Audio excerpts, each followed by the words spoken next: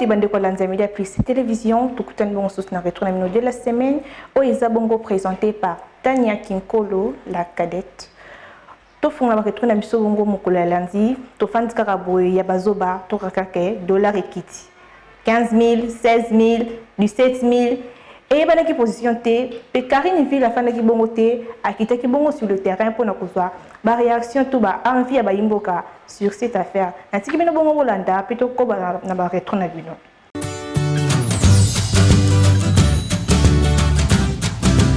Maloba ngai na moni ti dollar ekiti te. Izana tima ya moto.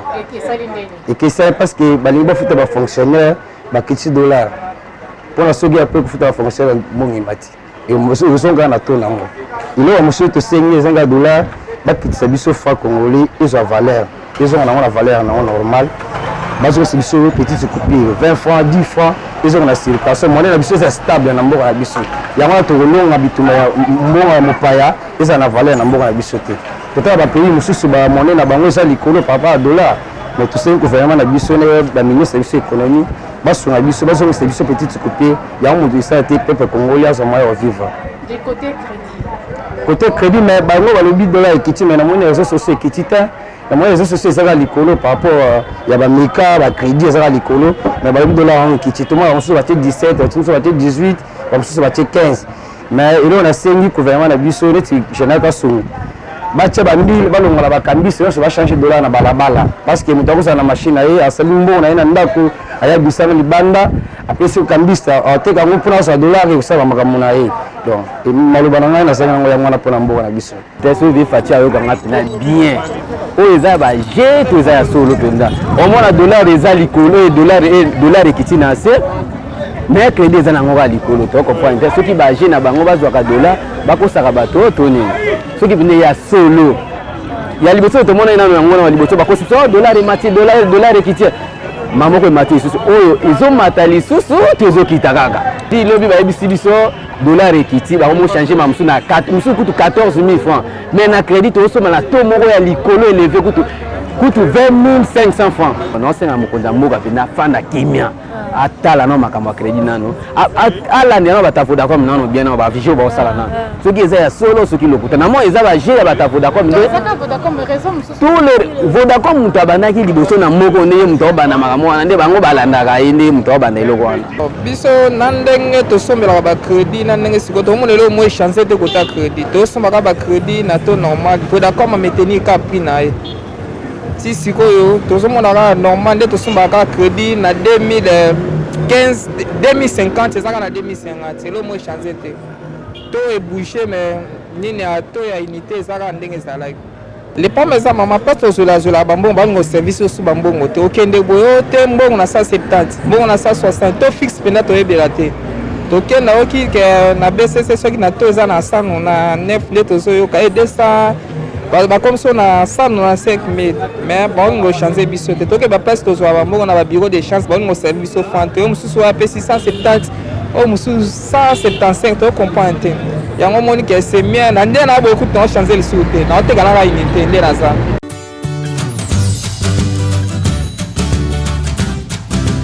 Mardi avec Amélia Kalala na Fongola Matoi. À l'accès Bongo, première dame Denise Nyankeru Tshisekedi. Oya saki bongo descente nanka ya maluku ko assister ba veuve militaire atika bongo bongo te apesa ke bongo ya kolia ba désinfectant ba cache-nez pour se protéger contre Covid-19. Reportage.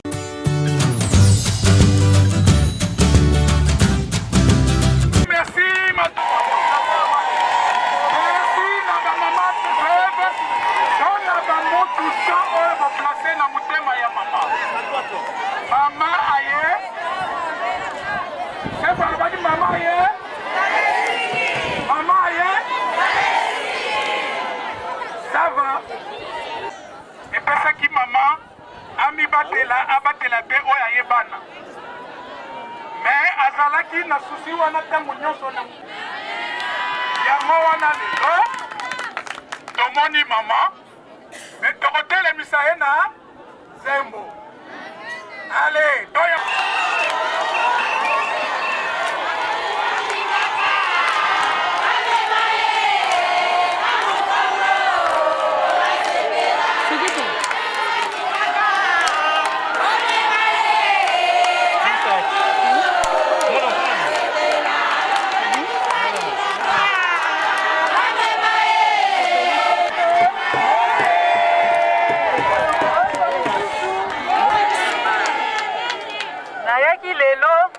neti na prometaki bino kala ki na koleka lokola possibilité monani moi levé état d'urgence esalemi yango nayaki awa komona bino bino mpe bomona ngai nalakisa bino ke nabosani bino te toza nde misala mpe eza mingi me boza mpe bana donc ifale kaka naya mpe nakoya lisusu bon toyaki mpona kosensibilize bino boyebake maladi ezwaki monde mobimba ekotaki mpe na mboka boyebake maladi wana ezali bosakana te donc toyeli bino bamaske toyeli bino bagel hydroalcoolique mpe toyei korapele bino ke boyeba kosukolaka maboko nayebi ke mai eza pasi nayebi nyonso wana me likambo nyonso basalaka na malembe botikela biso mpe temps totala nayoki makambo nyonso boyebisi ngai même si mama alobi na mashi nayoki nyonso te me na comprendre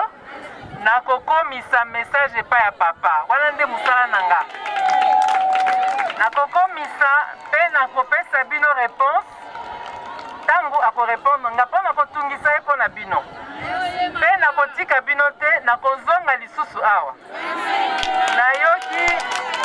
nayoki bademande na bino nyonso tokosala oyo tokoki vraiment na promettre bino oyo tokoki tokosala me mosusu eza ngai te donc ngai fo nayebisa bakonzi ya mboka na baoyo ifo basala mpo baya kosala donc na yeli bino ndambo ya biloko ya kolia eza wana bokabola ndambu mpo nakolia ngai moko te natika bino boza ya nzala donc tokabola kaka nasengi bino merci bana mangengenge nyonso bapapa bamama merci mpo na accueil nzambe apambola bino abomba bino santé ezala malamu merci beaucoup comme nautaki koannonce tout à l'heure elokola mama atambolaka maboko pamba te tolobaki ke état d'urgence eza levé me maladi eza moko na suka ya milulu na biso tokosenga na papa Alain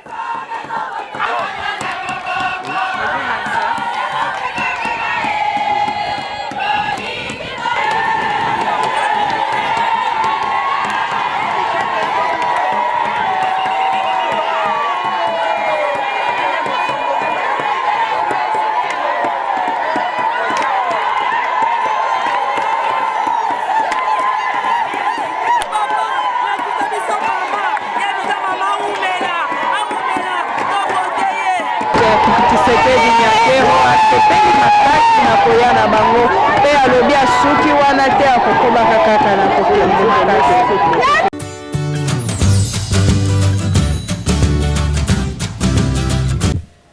Mercredi avec Fatima Tawelanga na Malakisi ayambaki bongo docteur Papi Kamanda elongo na ye balobelaki baméthode contraceptive Mike Pasembe bwakelanga bili.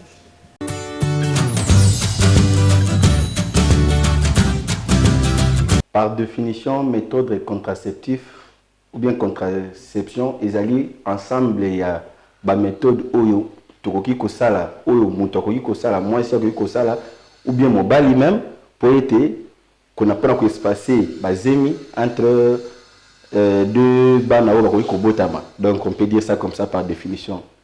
Méthode ils allient mibale, on doit dire en grande partie ils allient mibale.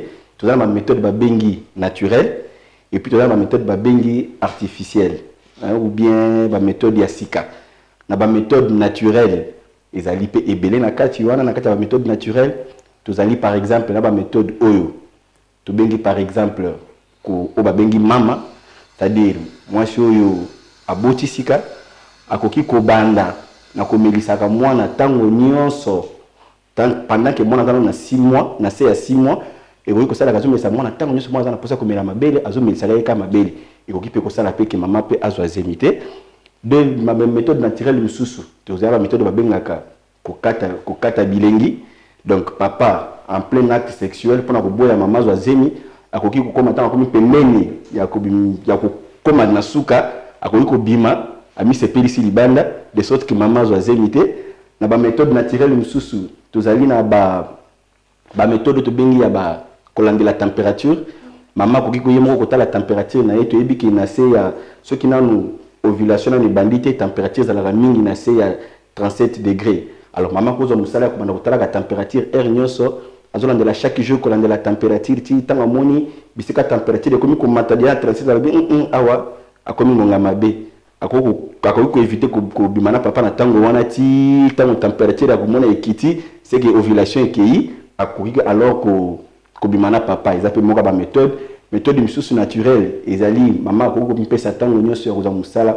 kotala mai na ya bomwasi ezalaka souvent léger tango ovulation ezana noté alors période ko bana kolanda ngo chaque jour azokotaka misapi kotala ka mai wana ndenge ezali soki eza pepele c'est que azana no bien tant que mon ekomi moi kilo ekomi moi ko benda na lokola singaboye ako comprendre que awa akomi na période rouge ako ko boya ko bimana papa donc eza ba méthode mo to bengi naturelle donc nyos to tangi wana et puis to ba méthode to bengi méthode artificielle ou bien ba méthode asikasika alors ba méthode asikasika eza ebele to zana ba méthode to ko salela kisi notamment ba pilule wana pesa na ba groupe ebele to na ba pilule oyo ya kozwa chaque jour to na ba pilule misusu ya kozwa juste après avoir kobimana papa okoki komela yango po ko na zemité à part ba pilule to na ba implant oyo ba mama ba ko tia de sorte que yango pe eza toujours ko fonctionner na ndinga ki ko éviter que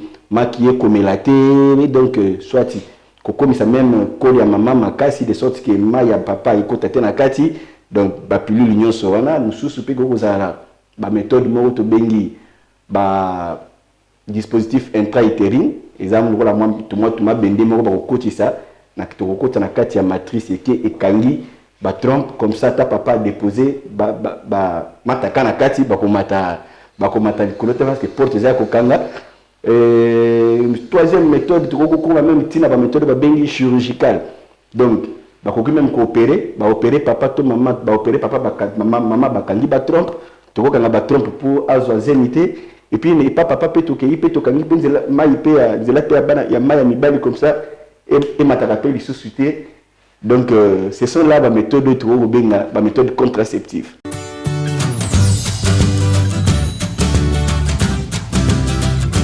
J'ai dit avec Mike Massemi Azalaki Bongo sur terrain na marche la jeunesse victorienne oyo bazo réclamer ba massacre na Ituri et Sila. Idriss Bouaka Baimage.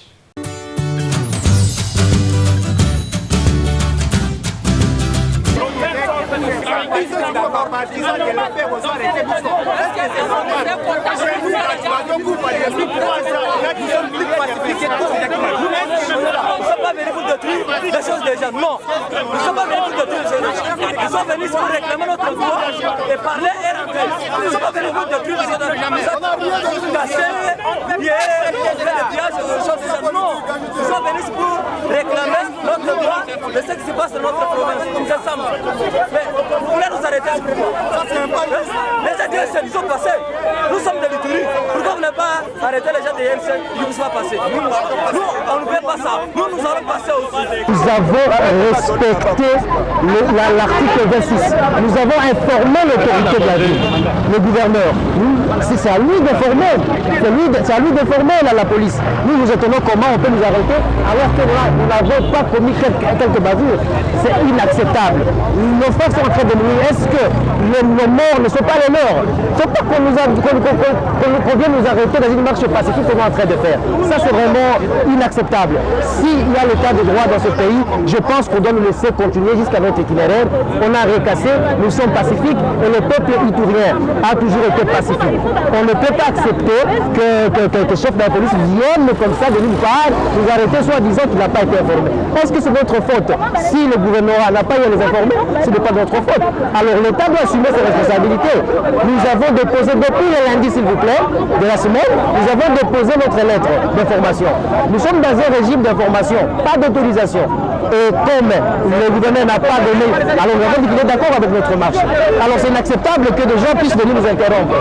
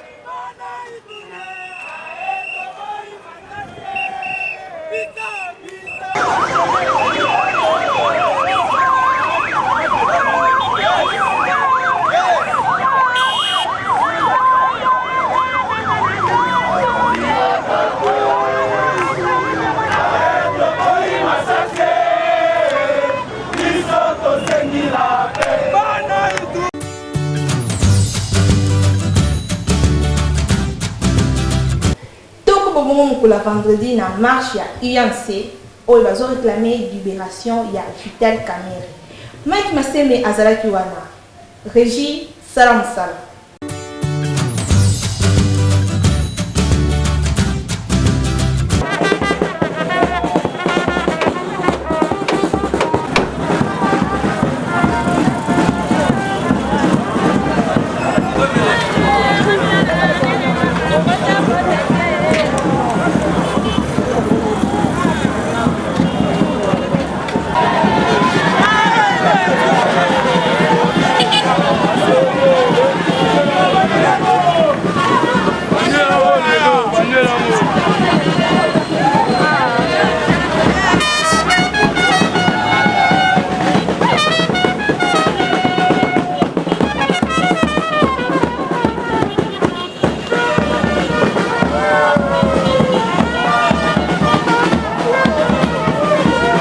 Tokomi awa quelque part na bandal baza koempêche bato ya INC baleka pe te batikala kaka kosala bato bakaka na kosala marche te, je sais pas pourquoi.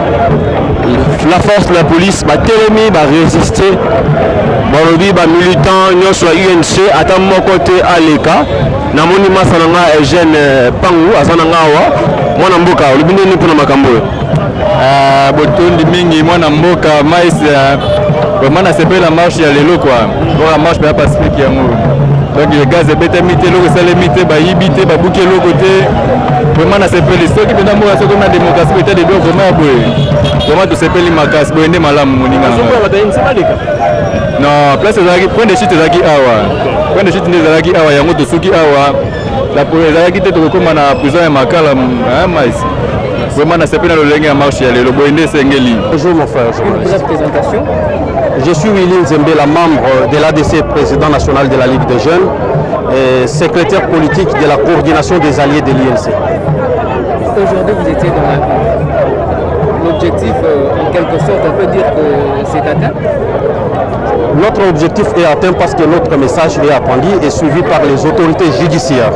Nous nous sommes adressés aujourd'hui aux autorités judiciaires pour leur dire que Vital Kamerhe, président national de l'INC et chef de file des partis et plateformes alliés à l'INC, est un prisonnier politique.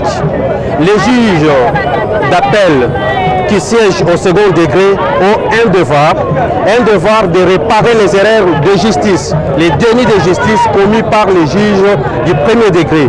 Parce que tout le long du procès, personne, ni le ministère public ni ses avocats, n'a pas prouvé aux Congolais à quel moment Vital Kamerhe a détourné les deniers publics. Nous considérons que Vital Kamerhe est un prisonnier politique. Pourquoi nous demandons la libération de Vital Kamerhe? Le 8 avril, lors de l'arrestation de Vital Kamerhe, le magistrat nous a fait croire, il a fait croire à la population congolaise qu'il avait des preuves tangibles de détournement des deniers publics à charge de Vital Kamerhe. Curieusement, 4 jours après, soit le 12 avril, les magistrats doivent faire quelques réquisitions au ministère des Budgets, des Finances et à la Banque centrale pour avoir les bons de paiement. Ce qui prouve que les magistrats n'avaient pas les preuves de détournement à charge de Vital Kamerhe.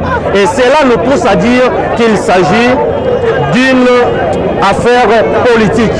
Et la même cause qui a créé l'arrestation de Vital Kamerhe, c'est la cause politique. Et nous disons également que la même cause doit trouver solution pour la libération de Vital Kamerhe parce qu'il est innocent.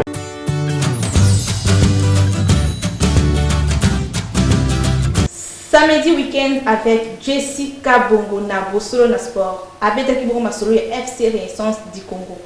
Jason Bolimo, salam salam.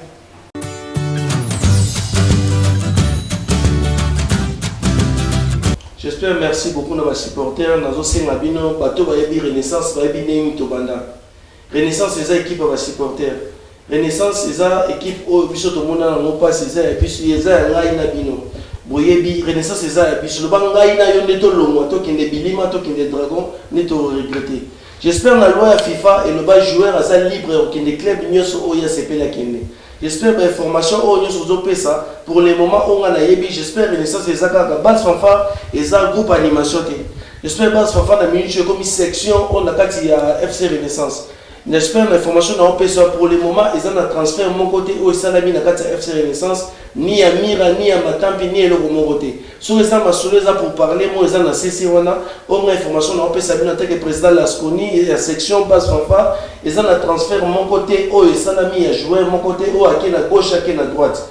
Et là, on a salami sur les transferts et salami, j'espère que vous voyez, mais tu vas à Bongo, il y a Sidibé à Karabonga, au Kendete, au Kaimanate, mais là, on a Imana, Kobeta, il y a joué, il y a joué au Wadol, à Kobeta, Nevitate, Mazana Navita, j'ai joué comme Lenga, à Kobeta, Traversa Mité, Mazana Vita, nous, le Bakar Bongo, mais une fois trop, moi, on peut dans Nazgay Club. Sur la minute, c'est Sidibé à FC, c'est ça, dans une équipe, n'est parce qu'il y a des rings. Pour abaisser des matchs, la sélection, Renaissance.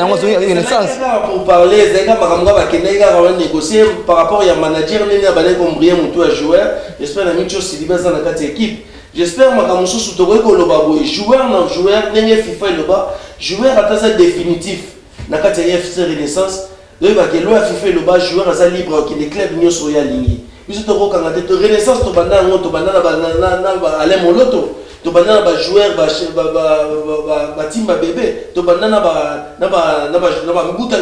nguta biscotte to banana Renaissance mais ça bango tu vas les 6 ans donc ça longa sika les lo bango pe ba ko kende tout ko ba ko kende mais Renaissance c'est le coup faté Renaissance et aux ala j'espère même avec l'équipe aux autres temps wana bango pe ba ça ba problème pe l'équipe na mon bébé sur to parler sur Renaissance j'espère que ça va la Renaissance bien sûr dans la kimia Renaissance les alliés vraiment ils ont malamu ils ont joué à mon côté aussi accueilli marqué qui négocié gauche à droite. J'espère que jouer à mon à bouger vers Mira à Zanakata FC Renaissance.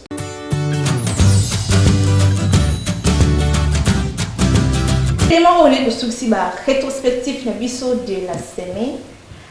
Nous souhaitons un joyeux anniversaire à papa à venir masser mes depuis Belgique. Mes joyeux anniversaire, monsieur. Et je vois mon boss, monsieur Sylvain Bombastique, Namolonganaye, Mama Béa, Bambo Tebele. Na moni bon na ma caméra Mike Massé, mais sans oublier mon cordon Papa Alain et ma collègue Fatoumata Ouelanga. Je vous dis merci, restez connectés, branchez sur notre chaîne, page Média Plus Télévision. À la prochaine, ceux qui nous ont besoin.